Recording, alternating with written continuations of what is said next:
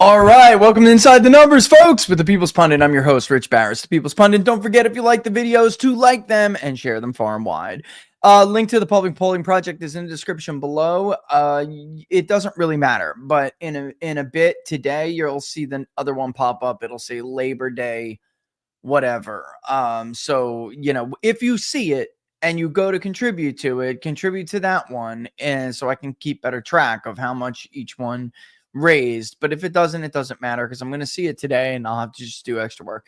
So it really doesn't matter. But contribute, sharing far and wide, you know the deal. There is some pretty bad news, obviously, out of Minnesota. I did see that. I see you guys talking about it in basically every chat. We did just go over whether or not liberals are more unstable than right wingers. And I mean, I'm tempted to pop it up. We could talk about it a little bit later. I just think that what we have to look at today is obviously more important and more, not more important, more relative. Oh, God, someone's going to crop that shit, Laura.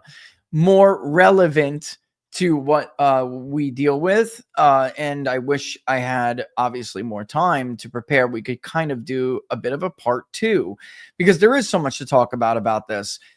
Self-reporting is an issue. There's been other research. One of our listeners, by the way, is a psychologist or psychiatrist. Oh, it's like, sorry, long.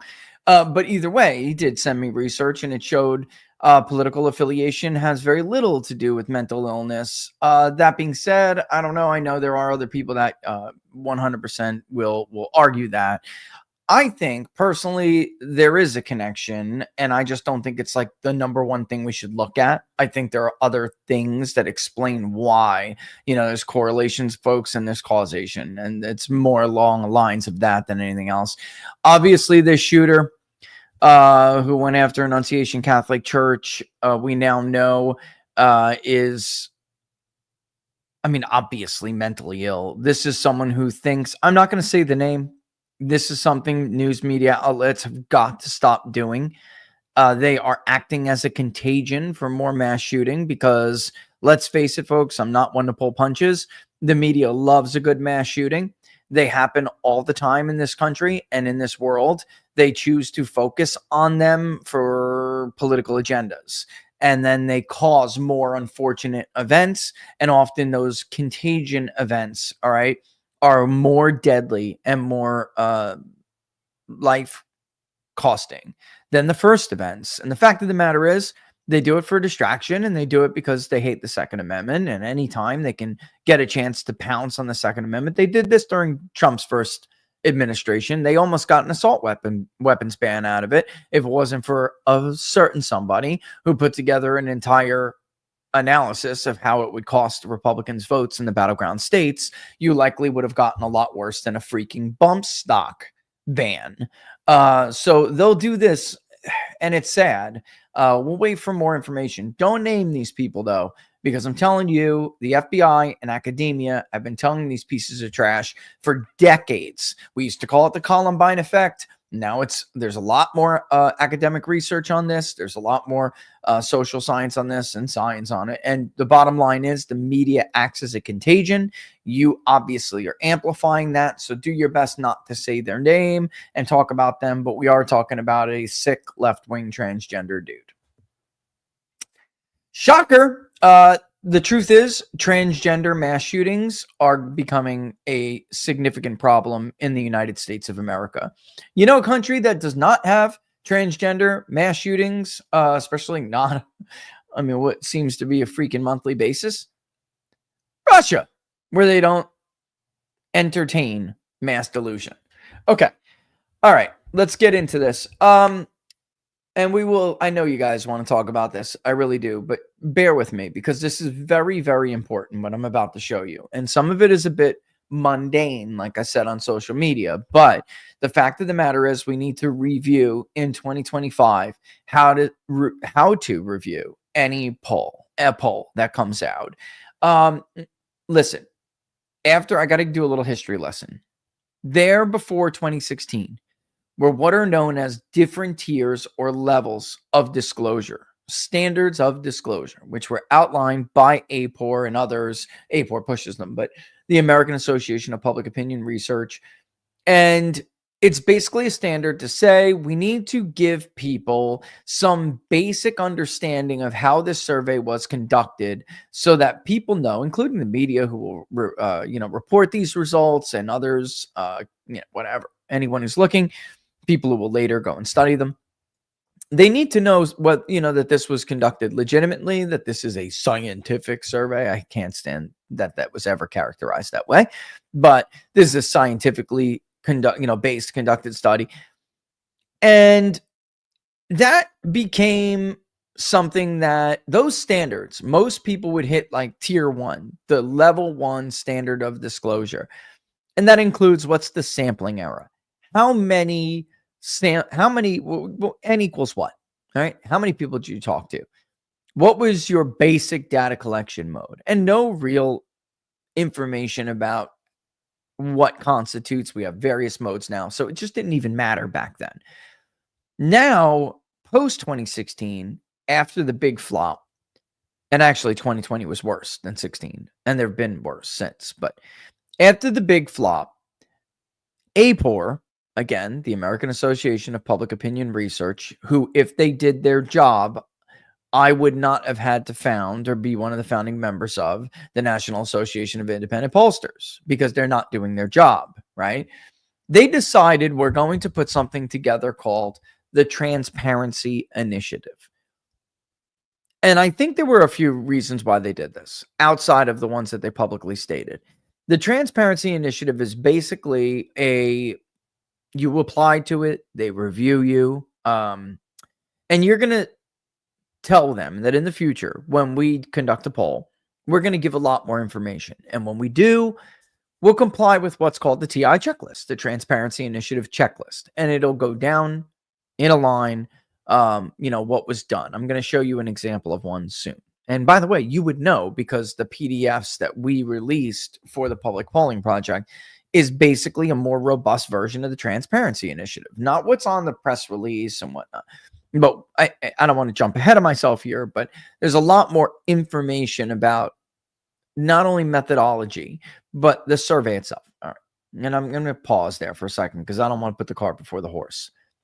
Any event, I was all about the Transparency Initiative. Some of you may have been following me for this long. Maybe you've been following me for 10 freaking years now. All right. Or almost 10 years. But I was a major advocate of the Transparency Initiative. I 100% applied to it. I advocated that other pollsters and my peers apply to it, even though those who were treated unfairly did not want to apply. They did not want to comply at all. I did. I thought the more information, the better, and that would help me to push this industry in a more honest and ultimately accurate direction. I was wrong. All right. It happens to everybody once in a while. It became another way for APOR and left-wing pollsters, because, of course, remember, this industry is dominated by leftists, and often fanatical leftists. Most of the companies that own the tools to use to conduct quality survey research, they're all leftists. There's like one right-wing texting company that some people use. I do not. I've always been in a business relationships with leftists, but whatever, whoever has the best product is what I want. So, and best data, by the way, and the left clearly outperformed the right in that regard for almost forever. In any event, unfortunately, they didn't use it for its stated purpose, and it became just another way to contain people and separate people that were better at their job from them, and give them this veneer of credibility that they did not want others to get. Now they've since opened it up to others, especially others they think don't have the balls to stand firm in the face of public pressure, and very clearly that is the case. There is one university that deserves to get a bit of a shout out, and I will show them today. But unfortunately, and it's one of the reasons why Robert, Mark, Matt, and I got together to do this, is because it's being abused. And it's being used to give you this sense of credibility. As you're reading the poll, they say, we're part of the Transparency Initiative from the American Association of Public Opinion Research.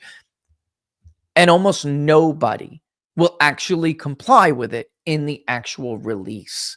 And I'm going to show you an example of that in a second.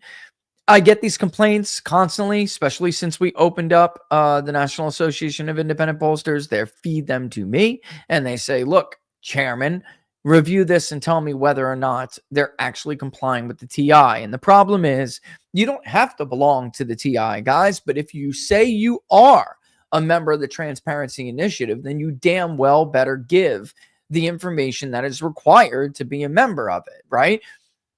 That's ultimately a way to convince you they know what they're doing without actually doing the legwork required to have that label. And sadly, we did see people comply with that and comply with the checklist and everything and still put out atrocious products. So it's been a monumental failure. But the fact of the matter is, that's not the fault of the initiative or the idea of the initiative, and I don't regret supporting it. That's the fault of the people who were charged with making sure that this effort for more honesty and accuracy was actually a serious effort. And because they didn't, and they ultimately used it in the same way that we see others, separate themselves from low quality pollsters, right? And then it turns out all those low quality pollsters are right and they're all wrong. That was unfortunately a precursor to what we saw with that last election cycle. All right. So here's one right now. And I'm going to show you exactly a perfect example of a wrong Transparency Initiative one. This guy is an utter piece of trash. I'll tell you right now. He is somebody who is a leading proponent of this nonsense that he's part of this high quality polling group of people, and that everybody else is just part of this, low quality right-wing pollsters, right? That's him in a nutshell. Looks like their banner messed them up, though. I'd be happy to grab a checklist to actually show people what it looks like. But if it's not there, then I'll just refer and people will actually be able to see it. Hold on, let me see. That might be the download right there. It's not, unfortunately. They may have backed out of it, honestly. Anyway, let's get into it. Some people have begun, what I'm just discussing sidebar here, is that some people have begun now to leave the Transparency Initiative because it's a joke. All right. And that includes universities. We all know there's one that does a good job. The rest of them are abysmal. Right. So the only reason why I even wanted to do it was to give you an example of a correct Transparency Initiative checklist. It's just, they're giving, and they're not doing it anymore, are they? Okay. It doesn't matter. We can show what is not a good one. Okay. Here we go. You might have saw this yesterday. Again, he's part of this crew right here. You can see him all the way off to the left. Of course, we have the three losers, big actors in the election mafia scam. Nate Silver all the way to the right, a failed sports handicapper who decided to pretend with the help of leftists in media with the wink and nod from David Plouffe, who gave him polling information in 2008 to make him appear to be an election guru. He's often called a polling guru. He is not a pollster. He is nothing. He's, again, a failed sports handicapper who doesn't even have his original shit website anymore because they went under for running $6 million in the red every year until they cut him loose for the other loser over on the left. That's G. Elliott Morris. If you thought Nate Silver was a fanatical leftist, that guy is Pol Pot crazy, okay? Pol Pot crazy. This dude is your very typical white privileged commie, and he is an absolute fanatic. And then he took the website, even though he wound up putting Big Data Poll in the aggregate. He put the website into the ground with the final nail. It was never going to come back. But the fact of the matter is, they were cut for a reason, guys. 1 second, let me take my little slip. They never made money, and they never intended to make Disney or ABC or the New York Times, wherever they floated around in the in-between.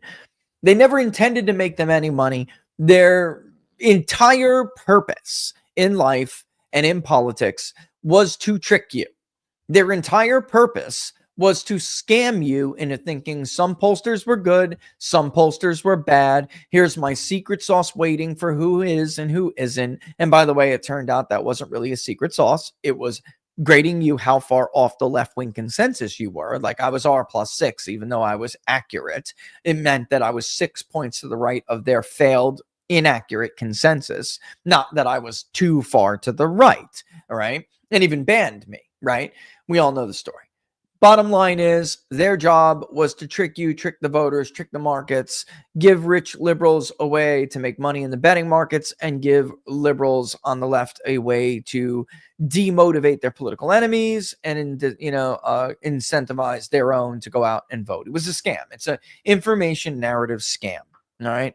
Now they're gone and that's it. But these remnants of these losers remain. In the center, you have Alan Lichtman, of course, who's been running around for years claiming that his keys, which is a model, it's a joke, his very subjective keys was somehow predicted every election since whatever year he claimed, when everybody knows he was wrong at the very least with Al Gore. He's come up with all sorts of reasons for why his model has not worked in the past. This last one, he predicted Harris would win and win in a landslide, and with Sunbelt states included. And of course, she got her pushed in. So that's the end of that.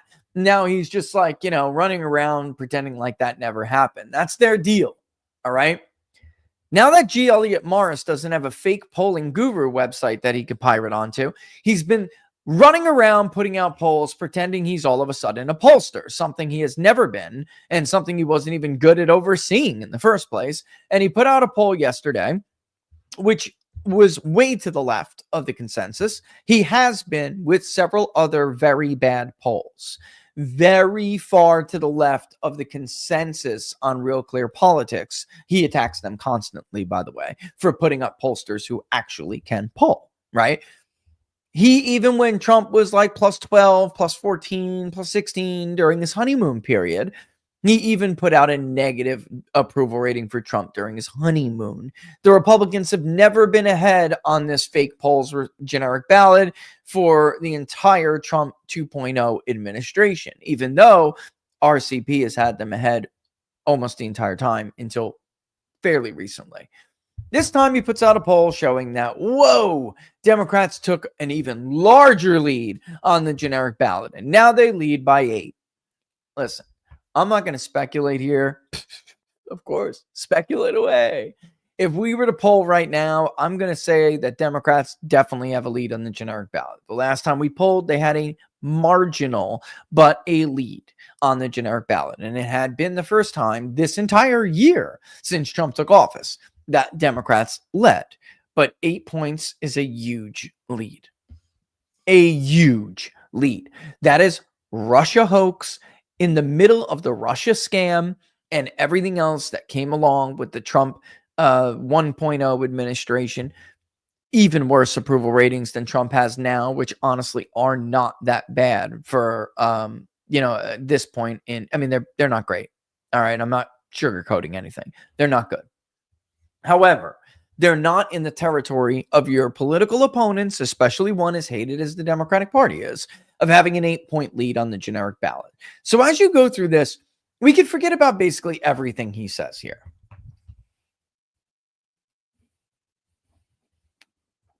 There's only one thing that caught my eye, and that this was a poll about gerrymandering, right? That he really wanted to get out the fact that gerrymandering is unpopular and that the country sees what Republicans are doing as gerrymandering. I mean, immediately jumped out at me that this was a well-timed poll for everything that's going on with Texas and California and everything. And oh, by the way, let me just say this real quick for liberals out there watching. The right really wants you to continue with this Gavin Newsom thing. Gavin Newsom's name is not spiking in the search results because he's a bunch of like persuadable voters and moderate Republicans are running to him because he's been the one who's got the balls to stand up to Donald Trump. Most people don't even really know him if you live outside of California in the real world. And they're just now getting to know this like very slimy coastal liberal. And the truth is Democrats are just rudderless. They have no leader whatsoever. So they're looking for somebody to lead them. So his search results are going through the roof. And you have Harry Enton, another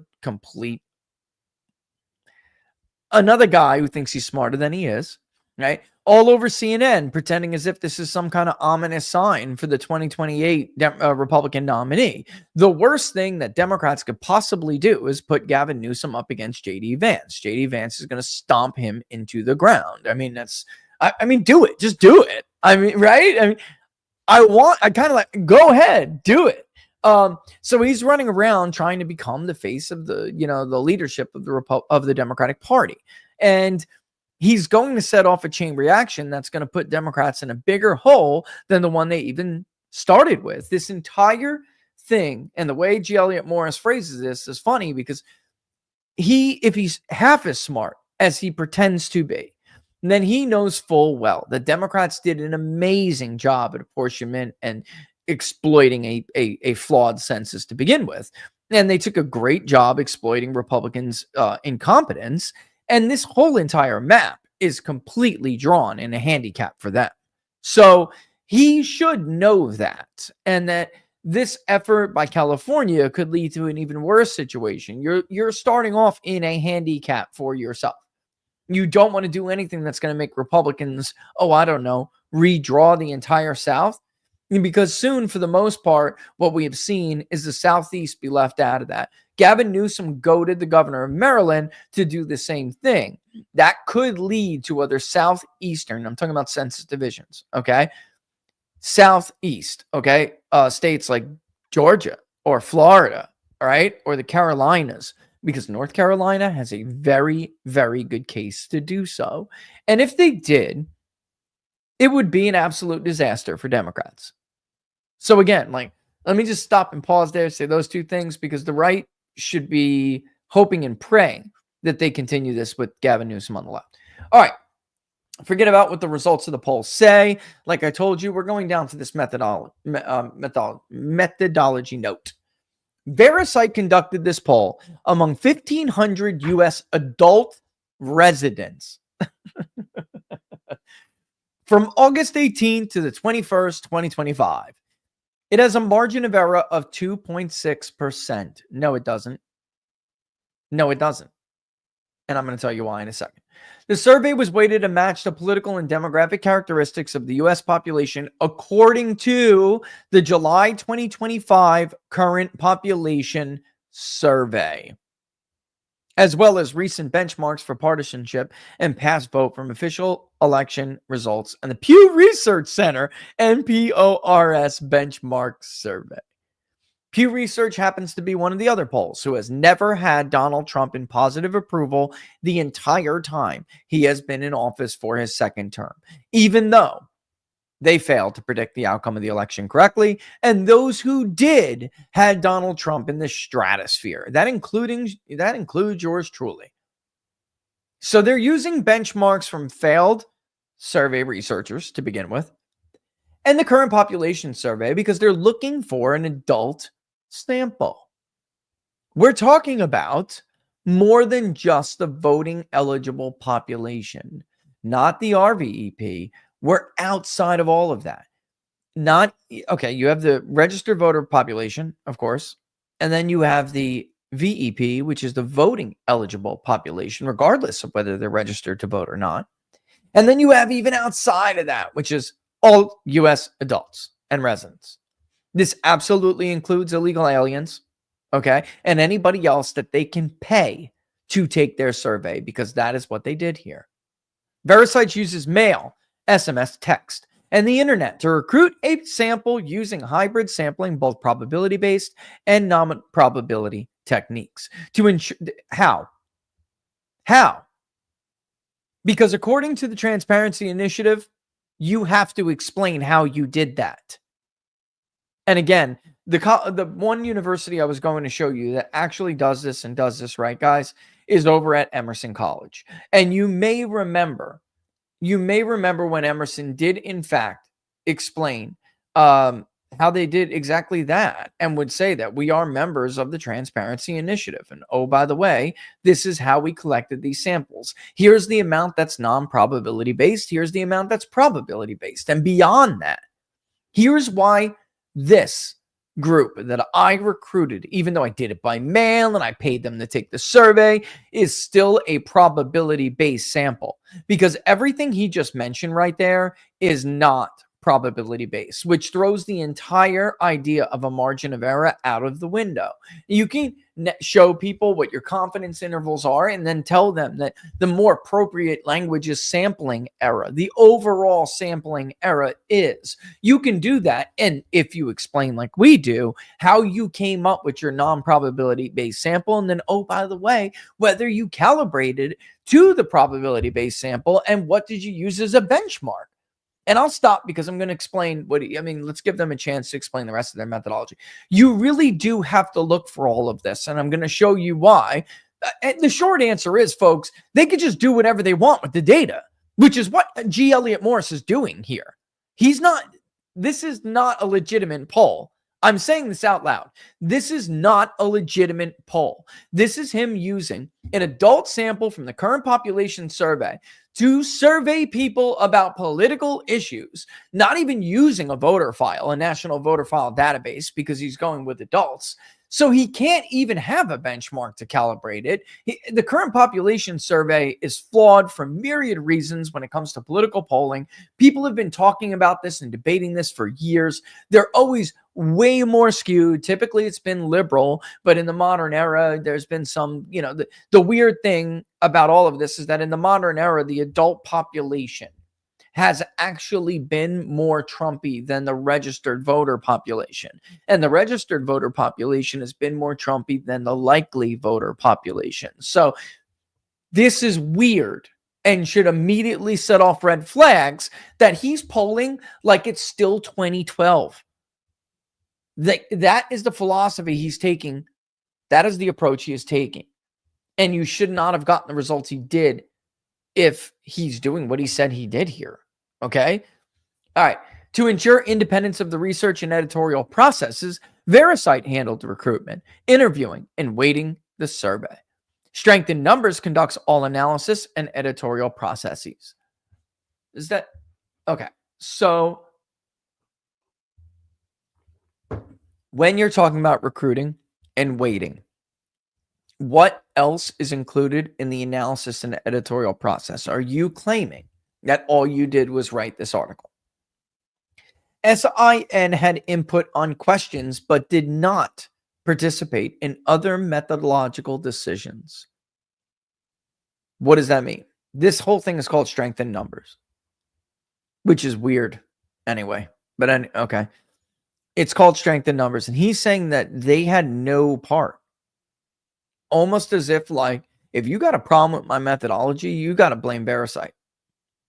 He specifically wants people to think that he didn't do anything that he could be criticized for. I mean, that's weird, guys. You can download a PDF of the poll results and a full methodology statement at the bottom of this page. Well, that's interesting because we did that. And I'm going to show you something in a second. That's it. I just want to show you. That's it. There's nothing else. Okay.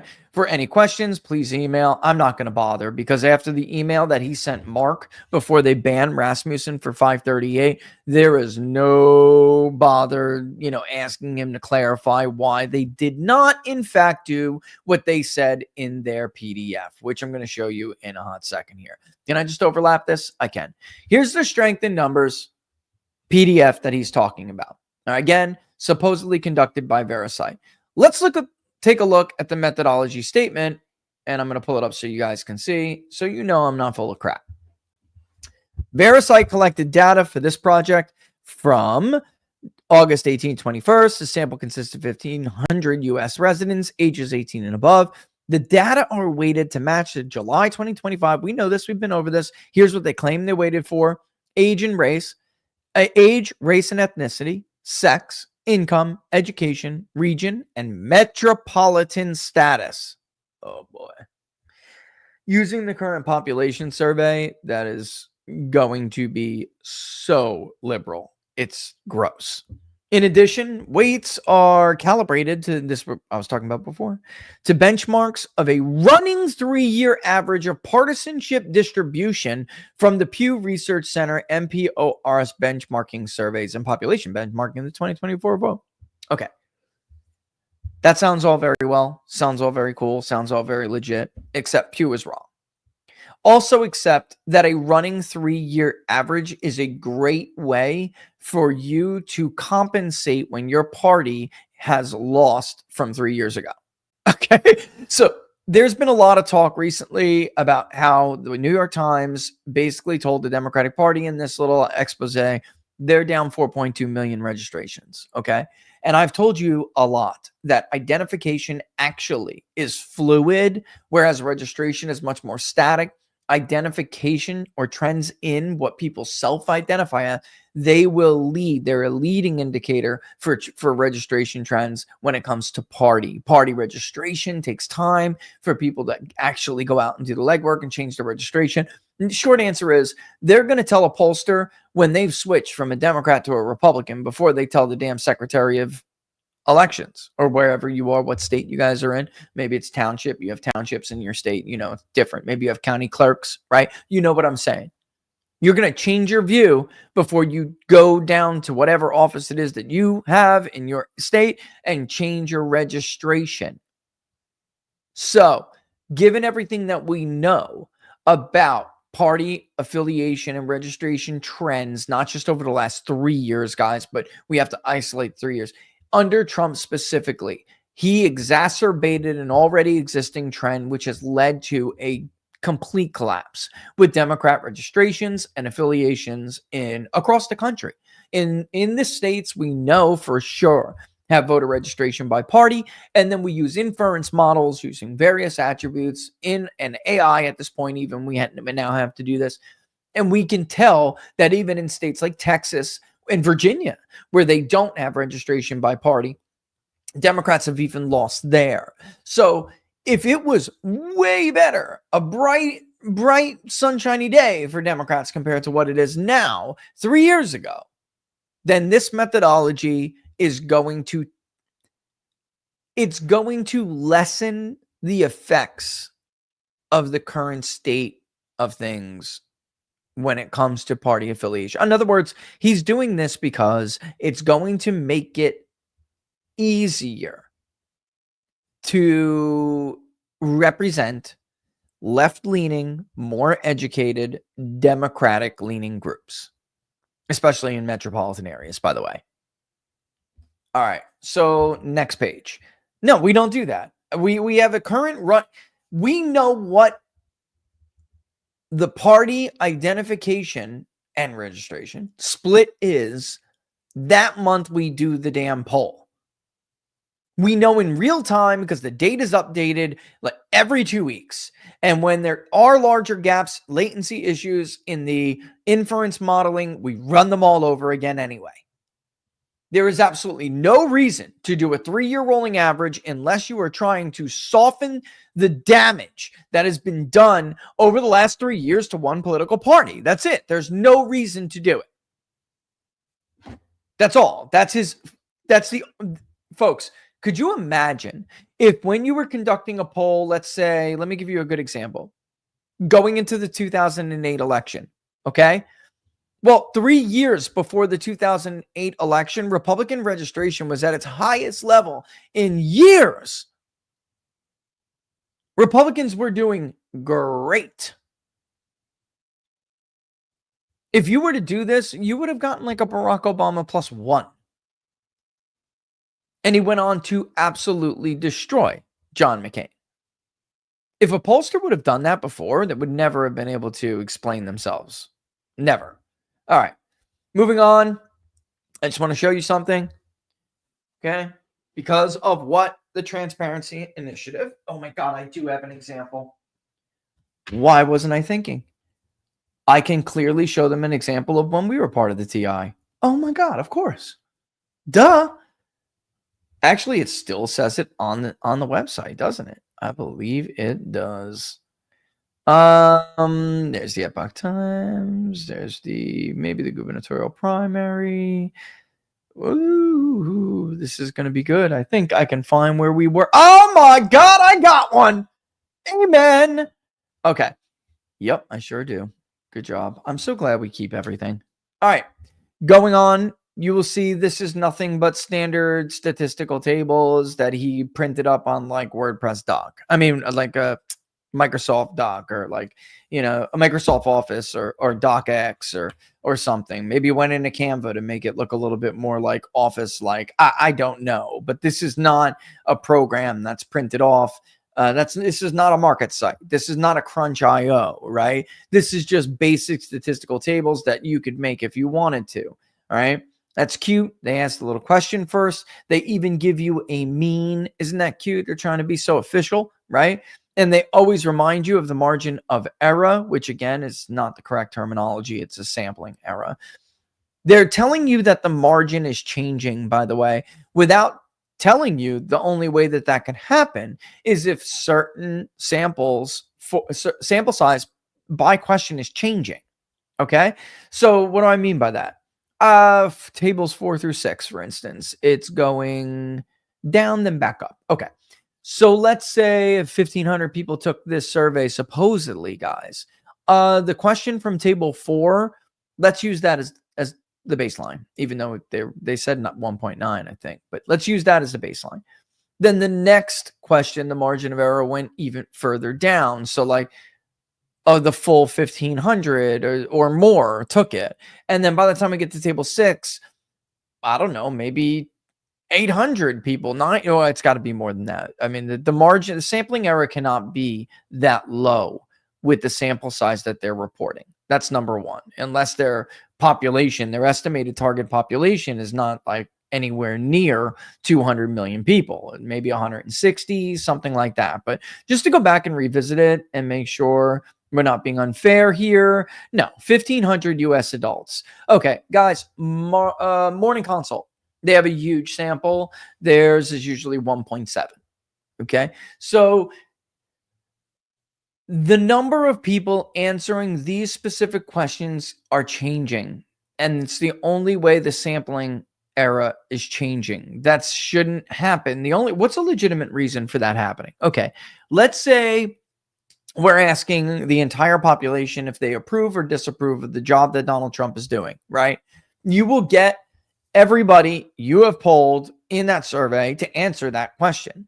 But now let's say you filtered off through party and you want to know who's going to vote for you want to know who people are going to vote, list of potential candidates in the 2028 Democratic nomination. You're only going to ask people that you screened out as saying they will participate in that nomination process. You're not going to ask Republicans and independents who plan voting in the Republican nomination. You're just going to ask them. So your sampling error will change because they become now a subgroup of the overall sample. We will name them Democratic primary voters. And the sampling error will rise. Okay, so for the overall survey, there's I don't know that there's any good common practice reason to see what you're seeing right now. All right, moving on. Now we're back to 2. All right, and he did say, just for the record, is 1,500, and the overall sampling error is 2.6. Again, margin of error is not even the appropriate word. I don't care what they said, unless they lay it out. There is no way to to calculate a traditional margin of error in an opt-in survey. That formula is not for that. Those are confidence intervals and totally different things. We've been through that.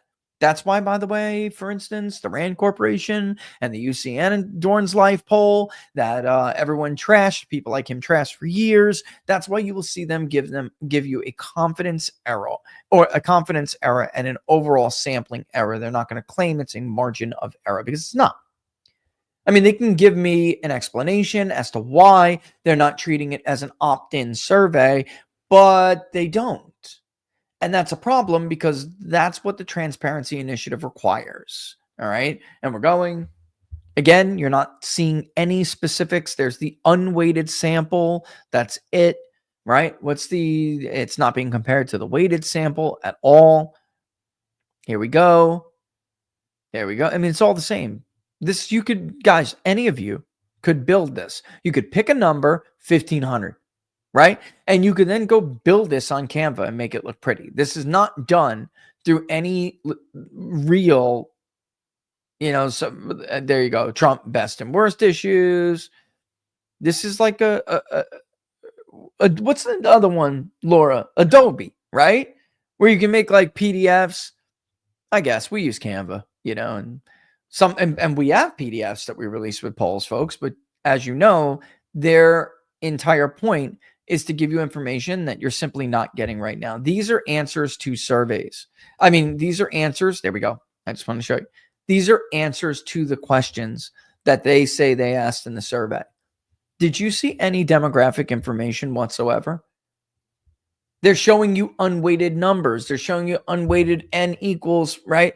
Where are the representations for each group? How many 18 to 29-year-olds were interviewed for this survey? And what is their representation in the sample? What's the partisan split? They went on this long-winded thing about how they use a 3-year rolling average from Pew Research about partisan affiliations. Do you know, can you identify from the information released in this survey how many people in the overall sample identify as a Republican? How about Democrat? How about an independent? How about a fucking 30-year-old? You have no idea. This could be 75%, 65 plus college liberals, and you would know because that information wasn't given. Information that absolutely is required by what they say they say. It's right there at the bottom of the screen. Unmeasured error in this or any other survey may exist. Vericite is a member of the American Association of Public Opinion Research. Where the fuck is it then? Pardon my French. Where is it? What's the partisan split? How old is this survey? How many people make $0 to $30,000 a year? What is the share of the sample that's educated? 4-year degree? Post-grad and above? High school or less? Like what? Some are associate? What is the damn breakdown? There is nothing here. He just repeats what he said before and throws a bunch of this thing. We've seen this for years. Yeah, we waited for these things. By the way, we're, because we're the standard, industry guys here. We use the current population survey for all this stuff. Okay, then what was it? This thing could be 50% Democrat. You wouldn't know. None of the information in the blog post or the PDF at all comes close to complying with the transparency initiative. None of it. And this stuff matters. If you see something like this, you just get rid of it. It's garbage. Wipe your ass with it. Throw it away. It's trash. Absolute trash. Here is what something looks like. Man, let's go down memory lane. And I'm probably going to have to pull it. I am going to have to pull it. Here's the transparency initiative. Oh, no, I can just show you. Oh, of course we can, because that's big data poll. This is what we do, baby. All right. This is from when we used to, we still do, but this is when we cared and we actually said, hey, this is the Transparency Initiative checklist. Now, I'm not going to throw a hat tip to an organization that, frankly, we're going to wind up competing with because they're not doing their job. They're just taking a bunch of donations and sending people like G. Elliott Morris around to conventions all year and paying them thousands of dollars in speaking fees for idiots who can't poll elections correctly. Should I take a 30-second break? I went way over. We don't have any. I don't have to do any. I didn't do Rumble Studios, so I don't have to. But I think I'm gonna hold you guys there for 2 seconds while I take a sip of my coffee. Okay, like legit, 30 seconds. I'll even give myself a countdown. I want a sip of my coffee and a puff of my vapor, and I'll be right back. You're watching Inside the Numbers with the People's Pundit. Don't forget, if you like the videos, to like them and share them far and wide. When we come back, we will show you what an actual Transparency Initiative checklist looks like. Stay tuned.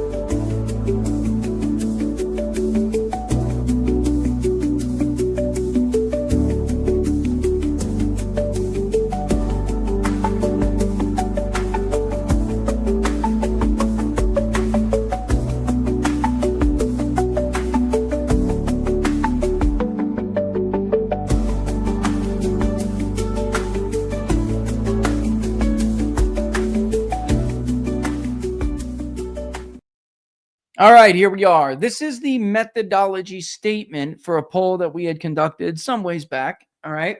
And on this methodology statement, we gave the statement that they give. This is what we waited for. This is the size of the sample.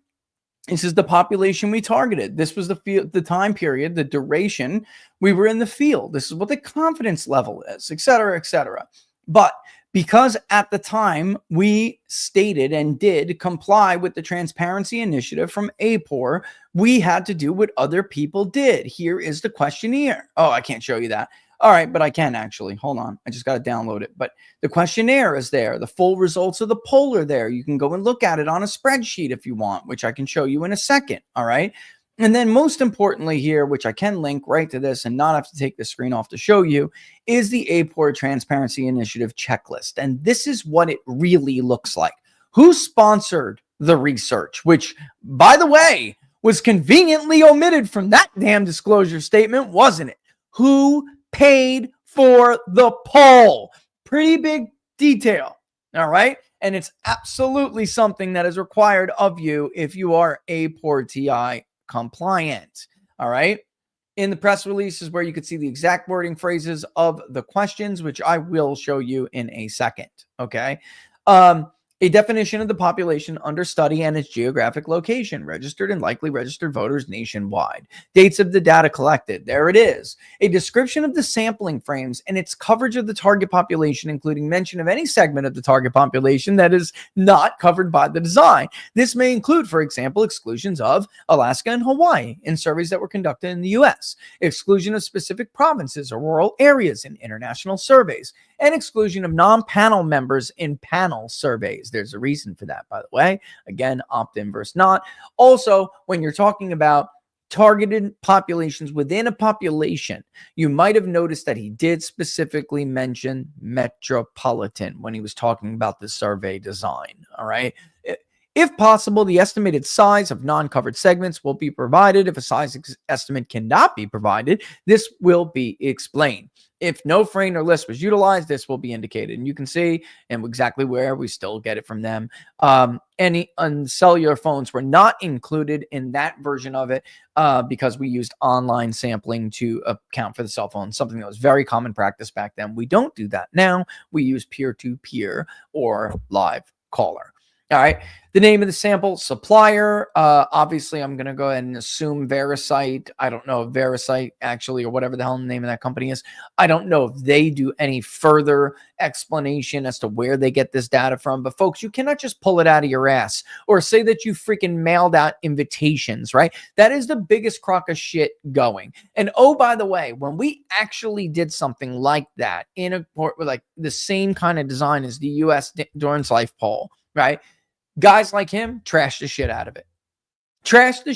And we did it more robust. And we explained how many we sent out, how many we got back, and whether they were compensated or not. How often were they invited to participate in the survey? All of that. See disclosure statement element 5, which goes over all of that. You even see the difference. You see how we broke it up between what collection method we used. All right. This is an explanation of why you cannot have a sampling error for an opt-in survey, which, by the way, we just brought over for that. A description of how the weights are used, which, of course, we do not weight for party there, but rather adjusted based on previous weighting variables. In other words, you weight for age, sex, race, ethnicity, education, income, and region, and you do what is called, well, you don't do fixed weight. You do what is called rake weighting, and as you apply each one of those variables, other ones will change. Okay, so party will be adjusted because let's say you're waiting for area type, and you know damn well there's more Republicans in rural areas than there are in urban areas. If I was to weight up for urban areas, right, then the share of Republicans in the sample will go down. That is rake weighting. Now, if you use fixed variables, it's not going to. And there's different ways. What he's trying to explain he does is like a combination of like a rake weight. And I think that's what he's trying to say. A rake weight and like propensity modeling or something. I don't know because he's not being thorough enough. But this is a transparency initiative checklist. Something you do not see in his poll. It is not there. He did put the wording of each question on the questionnaire. However, by wording it, by labeling it by tables, you can't tell what order the question was asked in. He could simply take the order of the questions and change them around. That's why you're supposed to give the actual questionnaire. And why am I saying? Well, because people do shit, folks. That's why you're supposed to say Q1, Q2, Q1A, Q whatever. You have to show actually what order you did in the specific questions. You can see we actually asked first survey questions were asked, the screener was asked actually, then survey questions, and then demographics were asked. End of survey. All right. This is how it had to be done. You can't just make this shit up as you go along, which a lot of people are obviously doing, which is why they're so bad at their damn job. A job he's never held in the first place. Here is the actual crosstabs. It's not some cute little PDF thing that you can make on Canva or Adobe stock. You have to be able to, or Adobe, whatever the hell it's called. I don't use Adobe. What is the sample size? Clearly from here, you can see how, what share of the overall sample each of these demographics make up. You can't just put it on a damn PDF, list a question and put the top line result, put a little median thing there and a cute little standard deviation stat and make it look all official. That is not legitimate polling. And I'm seeing a lot of it in the year 2025 after back-to-back presidential elections. Not one, back-to-back major blunders in presidential election polling. How do you know the survey isn't freaking 30% post-grad? Maybe it's not. That's not the point. We don't know. Obviously, his results are way out of the consensus of all other polls. Not just polls that have actually done a good job in recent years. If you go and you look at Real Clear Politics, you will see he is way off the consensus. Why? Maybe his sampling isn't 20% post-grad, but you don't know that. I don't know that. He didn't give that he didn't give that example. He didn't give that information. So, I mean, there's obviously a reason you don't get to just go to a Substack and post some bullshit PDF and pretend like you're a freaking pollster. This is why nobody trusts us. This is why we're never right. We got a whole industry of wannabes pretending to be experts. And I can't even go to my freaking son's school things without parents coming up to me and teachers asking me why my industry sucks. True story. Happens all the time.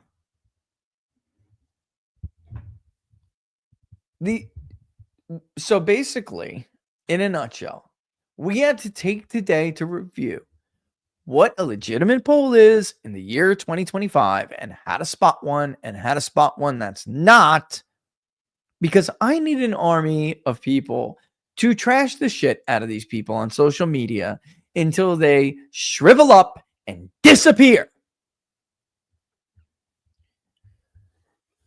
And that's where you guys come in, obviously. And the better educated you are about this stuff, the better.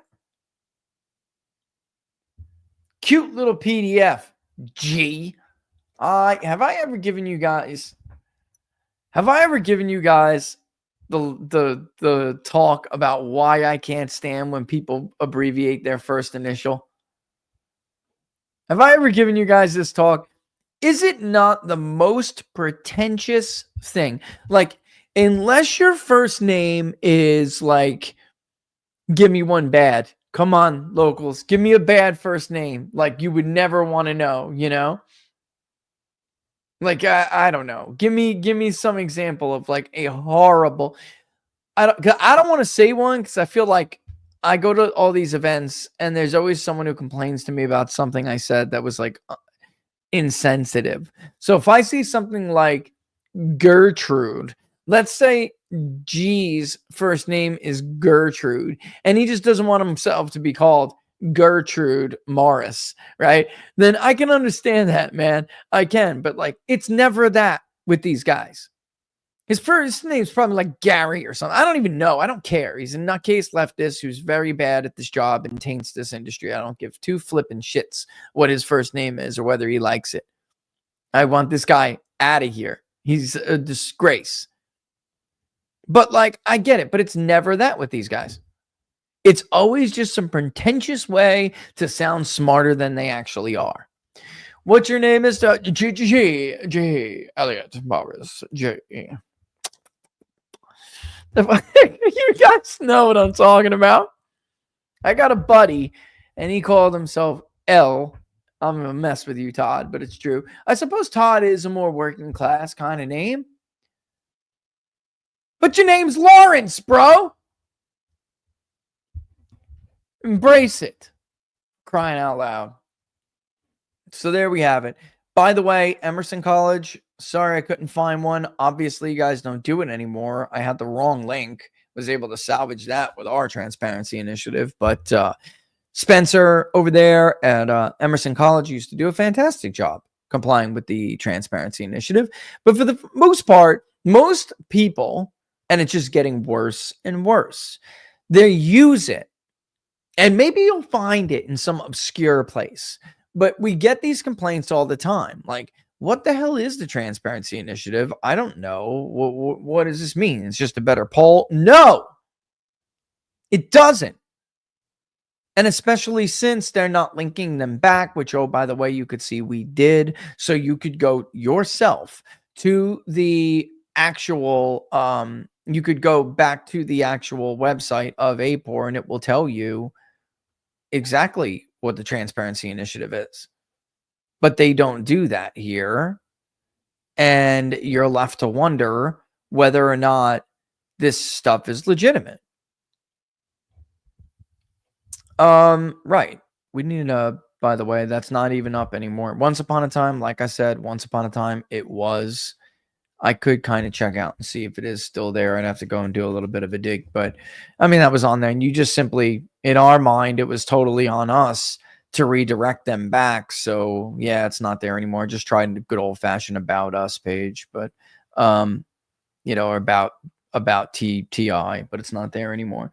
Oh, look how cute you look. You're out. You look cute to me. Gotta be on the bar, which is a metaphysical bar. It's more like a breakfast bar, guys. She's asking me for something. Yep, gotta be on the bar, love. Doesn't matter anyway. It's 3 o'clock, so it's about time. But this is a great way to put it. This is actually what I was talking about in the beginning of the show. You can see there it says national surveys for quarter 3, 2025. That's fine to still use. But at some point, you have to close it out when you're out of the damn quarter, you know, and that's where we're at. You see, we hit like a little over half our goal. Not great, but it is what it is. I'll have to put up the Labor Day one. We'll call it Labor Day Fall 2025, quarter 4. Sound good? I don't know. I mean, it's like we need the Labor Day one and then the Christmas one. That's why I'm like, but this one was used for 2 periods, and I'm feeling like this is going to be a bit of a nightmare here. But check in there. Maybe I never actually brought him in. You know, that'd be a first for you. I know it would be a first. Must mean I was distracted. You checked Vanity? You're gorgeous, and look, you distract me. You know, it's not my fault. You're like, what are those things called? Not sirens, because she doesn't sing. But you remember in the Iliad? Or no, it was the Odyssey, right? It's like this. He's like, I need my men back, and she's like, you must stay with me on this island before I spare your men's life. Man, I'm losing it. I need to go back and read the classics because I'm forgetting so many things. My daughter's reading The Crucible. And so much of it I've forgotten. You know, there's so much that I need to read again. And The Great Gatsby. No, my son is reading. See? Holy moly. Son, Great Gatsby. Daughter, The Crucible. Yeah. Fitzgerald. Scott Fitzgerald, baby. Genius. All right, so with that in mind, there it is. You know, do your thing, guys. Share it. I will probably leave this up for a little bit now that I think about it, because I don't know. It is.